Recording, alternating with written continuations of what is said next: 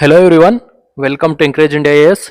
ಈ ಒಂದು ವಿಡಿಯೋ ಅಲ್ಲಿ ನಾವು ಈ ದಿನ ಏನೇನೆಲ್ಲ ಮಾಹಿತಿ ಕೊಡಕ್ಕೆ ಇಷ್ಟಪಡ್ತಿದೀವಿ ಅಂತ ಹೇಳಿದ್ರೆ, ಕೆ ಎಸ್ ನ ಹೊಸ ಅಧಿಸೂಚನೆ ಯಾವಾಗ ಆಗಬಹುದು, ಕೆ ಎಸ್ ನ್ಯೂ ನೋಟಿಫಿಕೇಶನ್ ಯಾವಾಗ ಆಗುತ್ತೆ, ಮತ್ತೆ K S present situation K S 384 GP ಈ ನೋಟಿಫಿಕೇಶನ್ ಪ್ರೆಸೆಂಟ್ ಸಿಚುಯೇಷನ್ ಏನಿದೆ, ಇಂಟರ್ವ್ಯೂ ಡೇಟ್ಸ್ ಯಾವಾಗ ಆಗಬಹುದು, ಈ ಎರಡು ಟಾಪಿಕ್ಸ್ ಬಗ್ಗೆ ನಾವು ಡಿಸ್ಕಸ್ ಮಾಡೋಣ.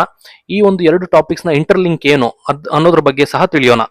ಸೊ ಇಲ್ಲಿ ನೋಡಿ, ಇನ್ ಅವರ್ ನೆಕ್ಸ್ಟ್ ವಿಡಿಯೋ ಅಂದ್ರೆ ನಮ್ಮ ಮುಂಬರುವ ವಿಡಿಯೋಸ್ ಅಲ್ಲಿ ನಾವು ಏನೆಲ್ಲ ಕವರ್ ಮಾಡ್ತೀವಿ ಅಂತ ಹೇಳಿದ್ರೆ, ಎಕ್ಸ್ಪೆಕ್ಟೆಡ್ ನಂಬರ್ ಆಫ್ ಪೋಸ್ಟ್. ಇವಾಗ ನಾನು ಆಲ್ರೆಡಿ ಹೇಳಿದ್ದೀನಲ್ಲ, ಹೊಸ ಅಧಿಸೂಚನೆ ಬಂದಾಗ ಅದರಲ್ಲಿ ನಂಬರ್ ಆಫ್ ಪೋಸ್ಟ್ ಎಷ್ಟೊಂದು ಇರಬಹುದು ಹಾಗೂ ಯಾವೆಲ್ಲ ಪೋಸ್ಟ್ಗಳು ಇರಬಹುದು ಅದ್ರ ಬಗ್ಗೆ ಒಂದು ಕಂಪ್ಲೀಟ್ ವಿಡಿಯೋ ಮಾಡ್ತೀನಿ. So stay tuned. ಸೊ ಅದ್ರ ಬಗ್ಗೆ ನಿಮಗೆ ಹೆಚ್ಚಿನ ಮಾಹಿತಿ ಬೇಕಾಗಿದ್ರೆ ನಮ್ಮ ಯೂಟ್ಯೂಬ್ ಚಾನಲ್ಗೆ ಸಬ್ಸ್ಕ್ರೈಬ್ ಮಾಡಿ ಹಾಗೂ ನಮ್ಮ ಟೆಲಿಗ್ರಾಮ್ ಹಾಗೂ ವಾಟ್ಸ್ಆಪ್ ಗ್ರೂಪ್ ಅನ್ನ ಜಾಯ್ನ್ ಆಗಿ, so that you will get first hand genuine and authenticate information related to KS. Okay, let us begin. So understanding the KPSC practice. KPSC ಹೆಂಗೆ ತನ್ನ KS ಪ್ರೊಸೆಸ್ ಅನ್ನ complete ಮಾಡುತ್ತೆ ಅಂತ ಹೇಳಿದ್ರೆ, before starting of any new notification, ನಿಮಗೆ ಒಂದು ಹೊಸ ಅಧಿಸೂಚನೆ ಸ್ಟಾರ್ಟ್ ಮಾಡುವುದರ ಮೊದಲು ಅದರ ಯಾವುದೇ ಆನ್ಗೋಯಿಂಗ್ KS ಪ್ರೊಸೆಸ್ ಆಗಿರಲಿ ಅದನ್ನು ಕಂಪ್ಲೀಟ್ ಮಾಡಿನೇ KPSC ಹೊಸ ನೋಟಿಫಿಕೇಶನ್ ಹೊರಡಿಸೋದು. ಇದರ ಅರ್ಥ ಏನಂದ್ರೆ, ಇವಾಗ ನಮಗೆ ಆನ್ಗೋಯಿಂಗ್ ಏನ್ ನಡೀತಿದೆ, KS 384 ಪೋಸ್ಟ್ಸ್ ಆನ್ಗೋಯಿಂಗ್ ಪ್ರೊಸೆಸ್ ಏನ್ ನಡೀತಿದೆ, ಇದು ಕಂಪ್ಲೀಟ್ ಆದ್ರೆ ಮಾತ್ರ ಹೊಸ ನೋಟಿಫಿಕೇಶನ್ ಬರುತ್ತೆ. ಸೊ ಇದ್ರ ಬಗ್ಗೆ ನಾವು ಹೊಸ ಅಧಿಸೂಚನೆ ಬಗ್ಗೆ ಒಂದು ಇನ್ಫಾರ್ಮೇಶನ್ ತಿಳಿಬೇಕಂದ್ರೆ, ಇವಾಗ ಕರೆಂಟ್ ಟೈಮ್ ಲೈನ್ ಏನಿದೆ, KS 384 ಪೋಸ್ಟ್ ಏನ್ ನಡೀತಿದೆ, ಇದು ಯಾವಾಗ ಕಂಪ್ಲೀಟ್ ಆಗುತ್ತೆ ಅದ್ರ ಬಗ್ಗೆ ತಿಳಿಬೇಕಾಗಿರೋದು ತುಂಬಾ ಇಂಪಾರ್ಟೆಂಟ್ ಆಗಿರುತ್ತೆ. So let us begin.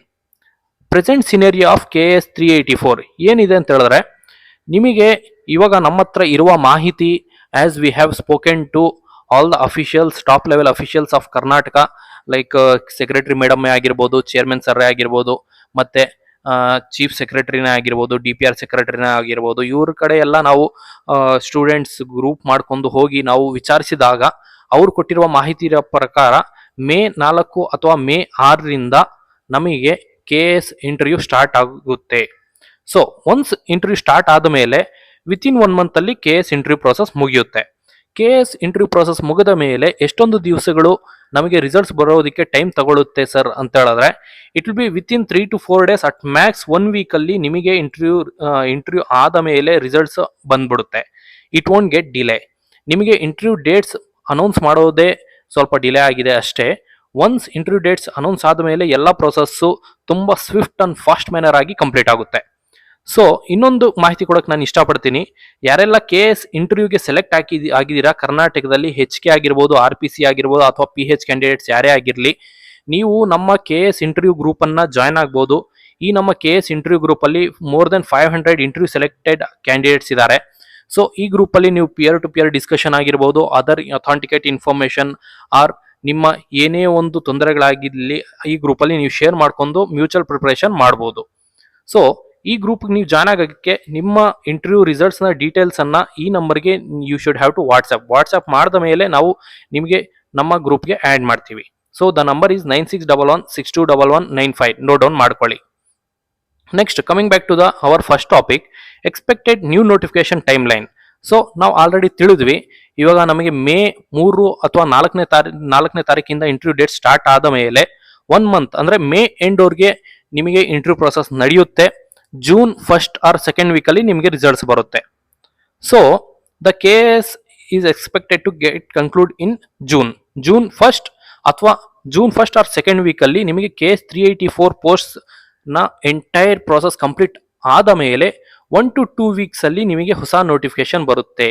So ಈ 1 to 2 ವೀಕ್ಸ್ ಯಾವಾಗ ಆಗ್ಬೋದಪ್ಪ ಅಂತ ಹೇಳಿದ್ರೆ, ಲಾಸ್ಟ್ ವೀಕ್ ಆಫ್ ಜೂನ್ ಅಥವಾ ಬಿಗಿನಿಂಗ್ ಆಫ್ ಜುಲೈ ಅಲ್ಲಿ ನಿಮಗೆ ಹೊಸ ನೋಟಿಫಿಕೇಶನ್ ಬರೋ ಸಾಧ್ಯತೆಗಳು ತುಂಬಾ ಜಾಸ್ತಿ ಇದೆ. ಸೊ KS ಹೊಸ ನೋಟಿಫಿಕೇಶನ್ ಬಗ್ಗೆ ಆಲ್ರೆಡಿ ಗೌರ್ಮೆಂಟ್ ಲೆವೆಲ್ ಅಲ್ಲಿ ಡಿಸ್ಕಷನ್ ಆಗಿದೆ. ಇದರ ಬಗ್ಗೆ DPR ಸೆಕ್ರೆಟರಿ ಸಹ ನಮಗೆ ಹೇಳಿದ್ದಾರೆ. ಸೊ ಇಲ್ಲಿ ನೋಡಿ, ನೀವು ಈ ಲೆಟರ್ ಅಲ್ಲಿ ನೋಡಬಹುದು, ಗ್ರೂಪ್ A ಗ್ರೂಪ್ B ವೃಂದದ ಹುದ್ದೆಗಳಿಗೆ ನೇರ ನೇಮಕಾತಿ ಪ್ರಕ್ರಿಯೆಯನ್ನು ಪ್ರತಿ ವರ್ಷ ನಡೆಸಲಾಗಬೇಕಾಗಿರುತ್ತದೆ. ಸೊ ಈ ಸಂಬಂಧವಾಗಿ KPSC 2026-27ನೇ ಸಾಲಿನ ಗ್ರೂಪ್ A ಗ್ರೂಪ್ B ವೃಂದದ ರಿಕ್ತ ಸ್ಥಾನಗಳನ್ನು ಬಿಡುಗಡೆಗೊಳಿಸಬೇಕಾಗಿರುತ್ತದೆ ಎಂದು ಮಾಹಿತಿ ಕೊಟ್ಟಿದ್ದಾರೆ. ಸೊ ಯಾವೆಲ್ಲ ಪೋಸ್ಟ್ ವೈಡ್ ಡಿವಿಷನ್ ಇದೆ ಅದನ್ನೆಲ್ಲ KPSC ಅವರು ಕೊಡಿ ಅಂತ ಈ ಲೆಟರ್ ಅಲ್ಲಿ ಕ್ಲೀನ್ ಆಗಿ ಮೆನ್ಷನ್ ಮಾಡಿದ್ದಾರೆ.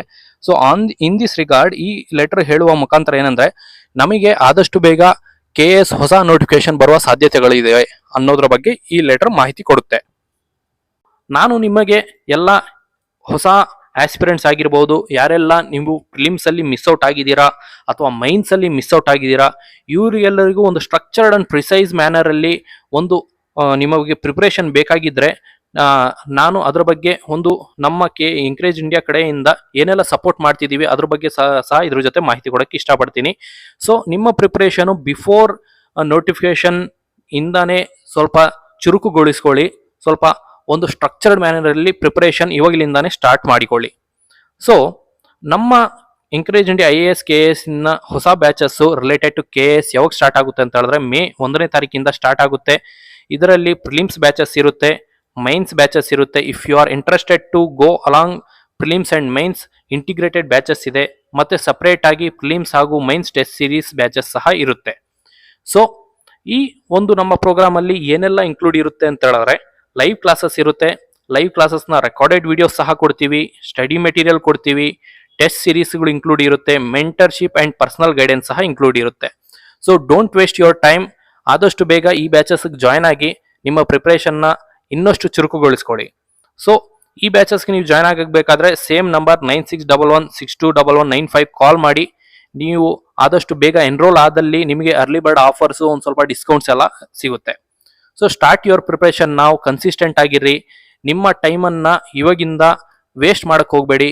ಇದೆಲ್ಲ ಸಾಧ್ಯ ಯಾವುದರಿಂದ ಆಗ್ತಿದೆ ಅಂತ ಹೇಳಿದ್ರೆ ಸುಮಾರು ವಿದ್ಯಾರ್ಥಿ ಸಂಘಟನೆಗಳ ಹೋರಾಟದಿಂದ ಇದೊಂದು ಸ್ಮಾಲ್ ಒಂದು ಫ್ರೂಟ್ಫುಲ್ ಡೆವಲಪ್ಮೆಂಟ್ ಅಂತಾನೆ ಹೇಳ್ಬೋದು.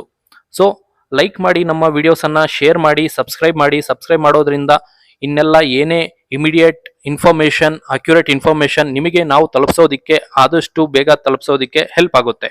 Thank you.